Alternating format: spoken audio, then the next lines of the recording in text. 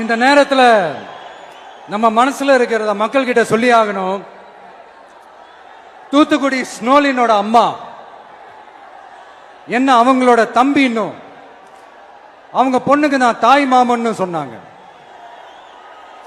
அந்த அக்காவோட குழந்தைக்கு மட்டும் இல்லைங்க, என்ன அண்ணனா தம்பியா நினைக்கிற தமிழ்நாட்டில் இருக்கிற என்னோட எல்லா சகோதரிகளின் குழந்தைகளுக்கும் நான் இன்னைக்கு மட்டும் இல்ல, என்னைக்குமே ஒரு தாய் மாமனா தான் இருப்பேன்.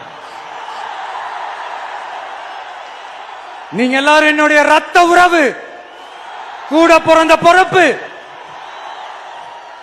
என் வீட்டு ரேஷன் கார்டுல வேணா உங்க பேர் இல்லாம இருக்கலாம், உங்க வீட்டு ரேஷன் கார்டுல வேணா என் பேர் இல்லாம இருக்கலாம். ஆனா நாம் எல்லாரும் ஒண்ணுதான், உறவுதான். நமக்கு இடையே எந்த அரசியலும் உள்ள நுழையவே முடியாது.